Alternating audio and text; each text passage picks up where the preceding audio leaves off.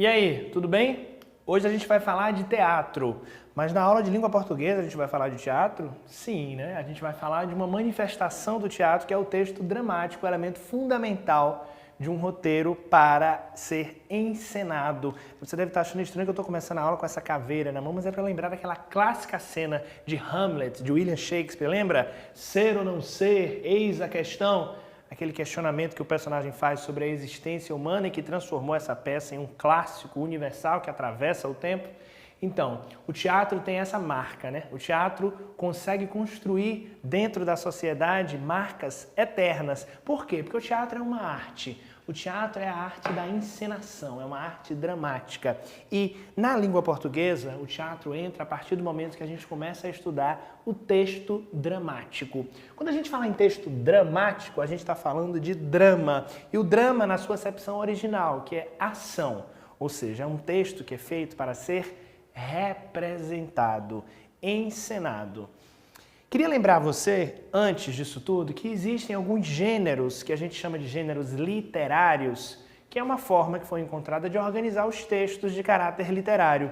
O gênero dramático compõe um desses gêneros, que são esses textos feitos para a representação.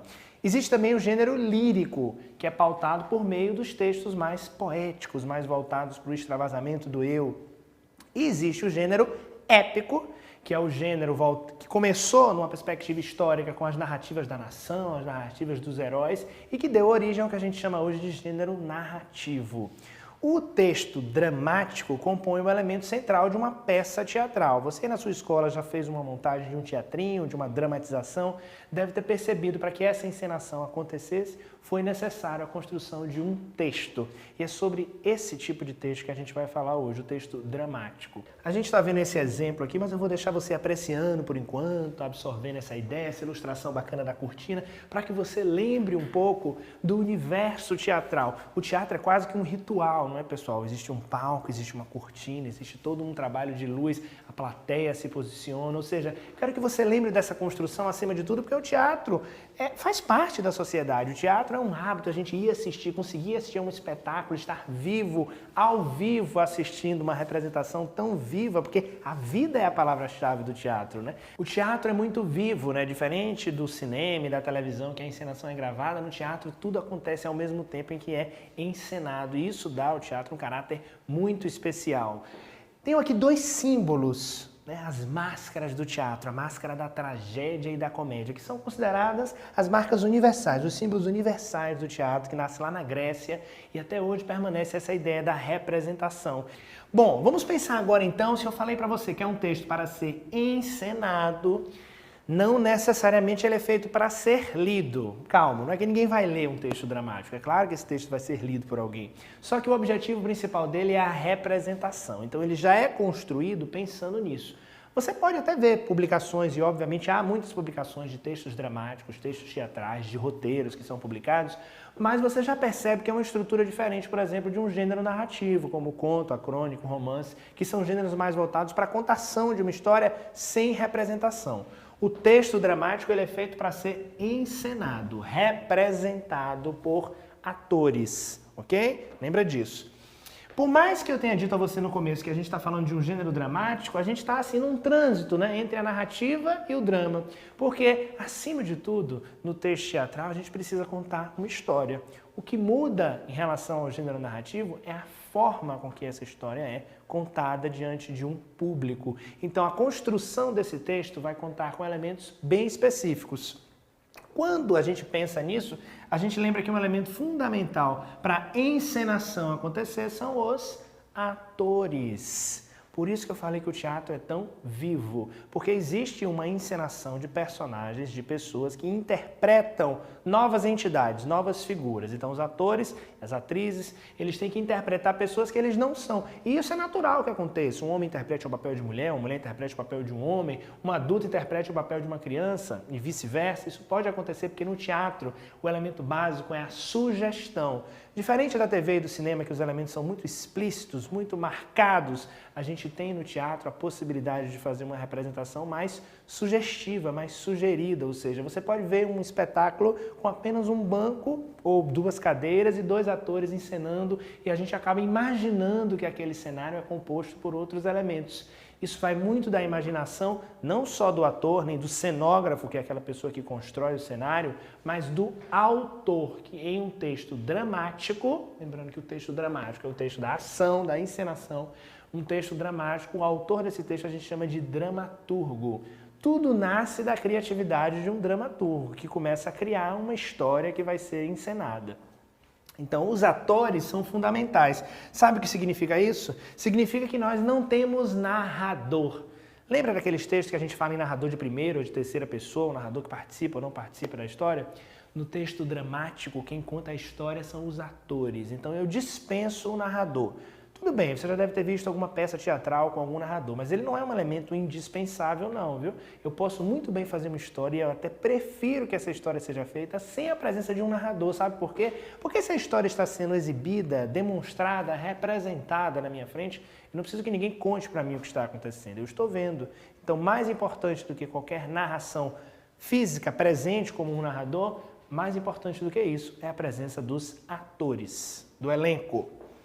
Elementos fundamentais, então, na construção de um texto dramático. Acima de tudo, personagens. Se o drama é a ação na vida de alguém. Eu preciso de pelo menos um personagem. Sim, porque vocês podem se deparar com textos dramáticos encenados apenas por um ator, que é o que a gente chama de monólogo. Isso pode acontecer. Mas, basicamente, além de um, eu devo ter outros. A maior parte das encenações é composta por um elenco um pouco maior. Esses personagens se relacionam entre si e eles não precisam se apresentar necessariamente diante do público dizendo que são personagens. Eles vão encenando, vão criando e a gente vai percebendo esse enredo por meio do que está sendo representado, dramatizado. Guarda alguns desses verbos, né? Representar, encenar, dramatizar, que são verbos que compõem o campo desse gênero texto dramático. Os personagens estão em um dado espaço e em um dado tempo. Eu preciso deixar isso claro, sabe por quê? Porque o figurino, a maquiagem, a maneira de se expressar, ou seja, a linguagem utilizada, todos esses elementos variam conforme o tempo e o espaço. Se for uma peça teatral que tenta reproduzir uma situação do Brasil no início do século XIX, vai ser necessário investir um pouco de criatividade, também de material, para a construção de um cenário, para a reprodução de um figurino, de uma maquiagem e de um comportamento típico da época que está sendo representada. Por isso que você tem que ter muita consciência do que você está escrevendo, porque se você está fazendo um texto para alguém encenar, alguém representar, alguém vai falar coisas que foram escritas por você. Essa fala, formal ou informal, certa ou errada, a depender do contexto, vai variar conforme o perfil do personagem e o contexto que está sendo apresentado. Então, pense nisso na hora de escrever um texto teatral. Que tempo, que lugar, que pessoas, que história elas querem contar. Bom, por isso a gente tem um enredo. O enredo de um texto teatral ele é marcado por elementos típicos da narração, mas que na encenação ganham uma força ainda maior, porque essa encenação é feita por meio de atos e de cenas, que são as partes de um espetáculo teatral. As cenas são pequenos blocos que são geralmente marcados pela entrada e saída de personagens em um dado cenário. Então eu tenho 2 atores contracenando, eles conversam, de repente um ator sai e entra uma atriz. Essa saída de um personagem, a entrada de outro, esse deslocamento, ele pode provocar a mudança de cena. Assim como também a mudança de cena pode ser feita por uma questão de mudança de cenário ou mudança de temática. Os atos são representados por um conjunto de cenas que compõem aí sim um tema maior. Então um espetáculo, por exemplo, que vai narrar o nascimento, a adolescência, a fase adulta e a velhice de um personagem. Cada fase da vida pode representar um ato, por exemplo, porque as cenas compõem uma unidade temática. De todo modo, a cena reúne em si a unidade dramática, ou seja, aquela cena conta uma parte da história. História que precisa respeitar um enredo, que começa com uma situação inicial, segue por uma complicação, que é a instalação do conflito.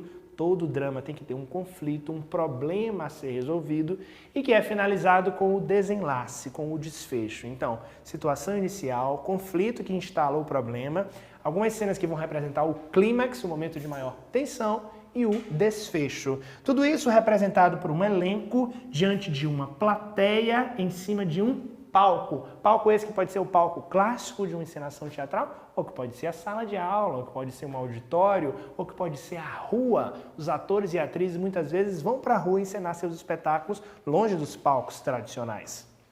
O corpo fala tanto quanto os diálogos, então é importante ter uma postura de ator. Por isso que existe, além do dramaturgo, na hora de montar uma peça, na hora de você montar o texto dramático, existe um diretor que ajuda os atores a se posicionarem, ok? Mas aí já seria o gênero oral da encenação mesmo. Pense que os diálogos são construídos para que o ator, na hora de ler, saiba exatamente o que fazer. E ao lado desses diálogos, nós temos as rubricas, que são as indicações de cena. Como assim? Por que eu preciso que alguém diga o que eu tenho que fazer? Porque eu preciso mostrar como essa encenação acontece. E aqui nesse exemplo, agora sim nós vamos olhar para ele, a gente vai encontrar por que é importante sinalizar as indicações de cena. Perceba que na hora de colocar esse tipo de informação é um pouco diferente do texto narrativo, é muito diferente do texto narrativo, que o narrador constrói uma linguagem para que a gente mergulhe na história. Aqui, de fato, é uma informação meramente descritiva, para você saber que os personagens, onde eles estão, qual é o espaço que eles ocupam. Lembra que a gente tem sempre um espaço e um tempo, um enredo. Então, eles conversam no quarto, o cenário pode ser simples com apenas uma cama, ou seja, você já está indicando para o diretor e para o cenógrafo como vai ser esse cenário.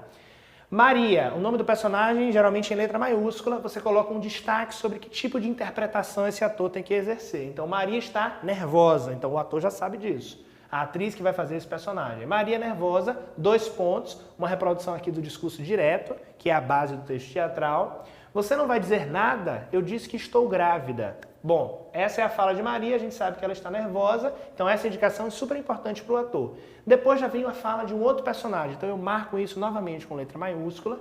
Quando necessário, marco novamente a emoção, de que modo essa cena deve ser representada. João está sério e sem reação, mais uma indicação de cena.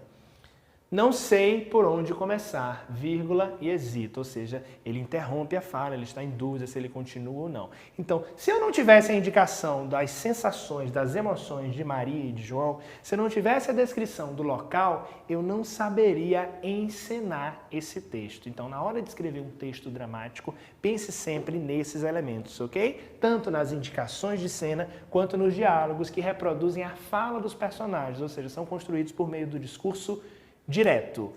Texto dramático, drama, ação, encenação, narração, atores, espetáculo, porque o texto depois de escrito, ele pode ser representado em cima de um palco. Quem sabe não dá certo fazer isso na sua escola, hein? Esse foi o tema da aula de hoje, o texto dramático. Muito obrigado.